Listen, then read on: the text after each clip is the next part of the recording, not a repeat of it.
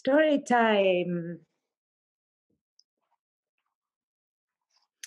Today I brought you another story out of a seminar, a 9-day seminar. And the story is called, I Always Want to Be There for You.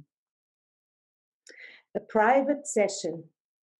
We are outside strolling. Somehow I have the impression that walking supports a process. When we walk, the topic is also moving forward. Sometimes fast and sometimes slow. Sometimes it even needs a break or a stop for a moment. Maybe even a look back over the shoulder. We walk next to each other and she shares, I have a 5-year-old daughter. Her eyes start to shine and she smiles. And my heart gets warm from all the love that suddenly appears. She tells me how valuable the little one is to her, how beautiful their relationship is, and how happy she is to have NVC as a tool that makes this kind of relationship so much easier.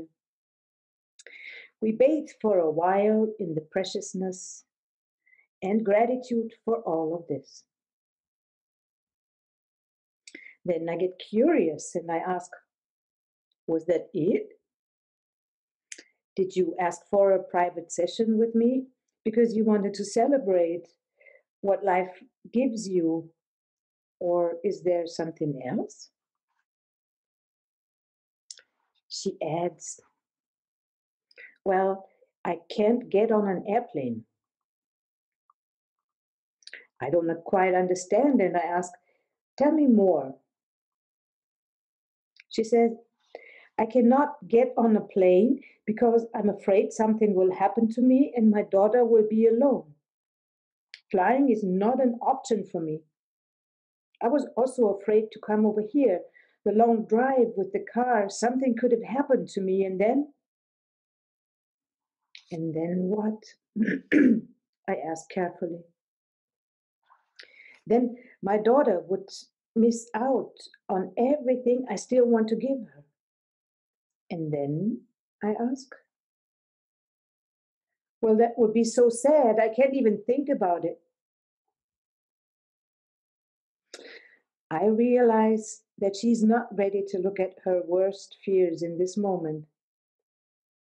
And I am in awe, and I have great respect for humankind, for all the resources and protective mechanisms we have at our disposal.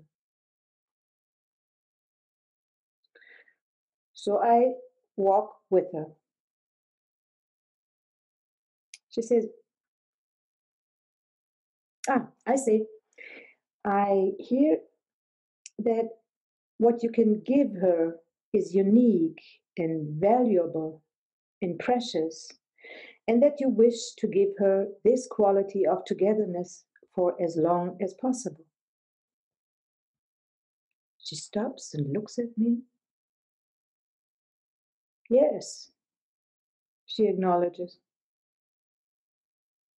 Now, tears well up from her eyes, and they slowly find their way down her cheeks. Silent tears, packed with emotion and longing.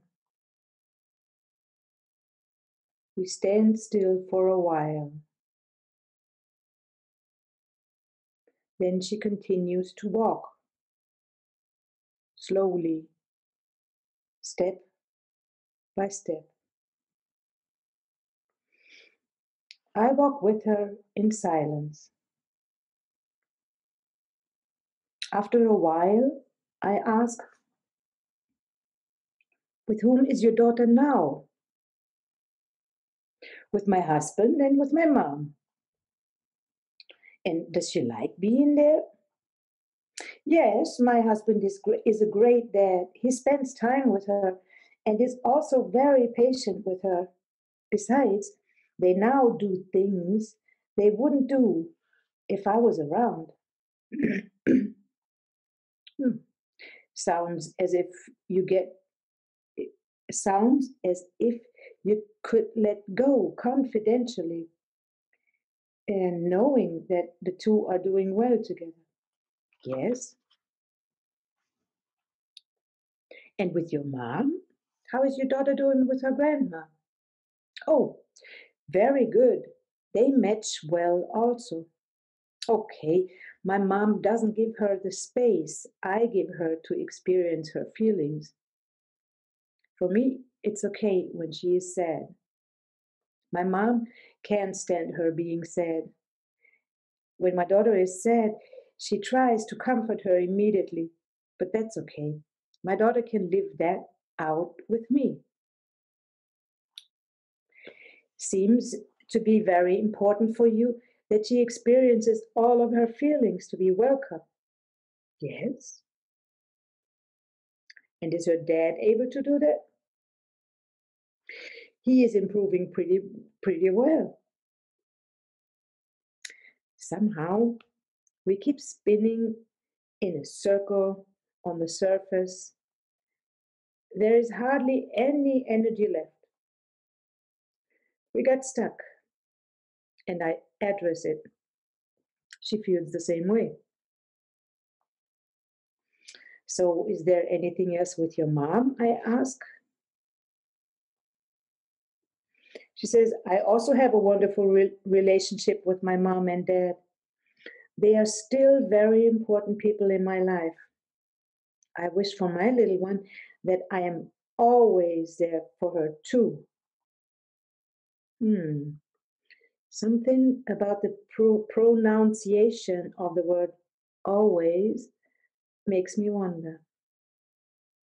And I ask, always? She says, yes, always. I think about it for a while. And then I say, well, thinking this thought to the end, that implies that your little one would have to leave this earth before you. She thinks about it. No, I do not want that to happen at all. The acceptance pill comes into my mind. I have a few almonds in the pocket of my jacket, and I take one out and present it to her with the words, this is an acceptance pill. If you swallow it, you will accept the things you cannot change. You will accept that you have no influence on some things. Do you want to try it? She looks at it again. Again, soft tears well up from her eyes. She looks as if she is struggling with herself. And after a while, she grabs the almond, puts it in her mouth, and starts to chew. More tears appear. I don't think I have ever before watched another person chewing an almond with so much curiosity and patience. I am so curious about what is going to happen next. And I am also grateful for the trust she has in me. It is a holy moment. And after a long silence, the tears stop. She starts to walk again. I follow. And for at least 5 more minutes in silence,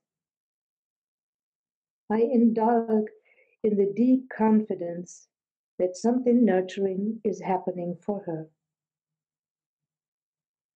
And finally, she starts sharing the story of her friends who were also parents.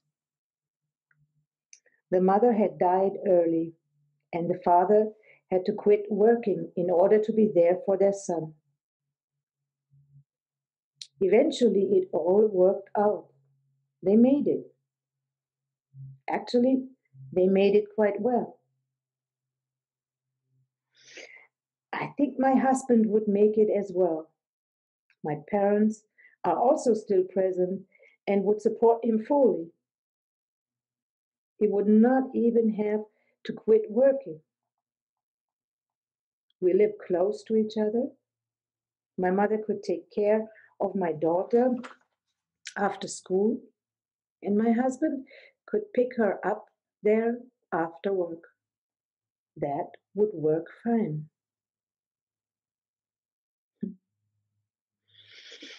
There is no trace of fear left in her voice, only hope, confidence, and trust.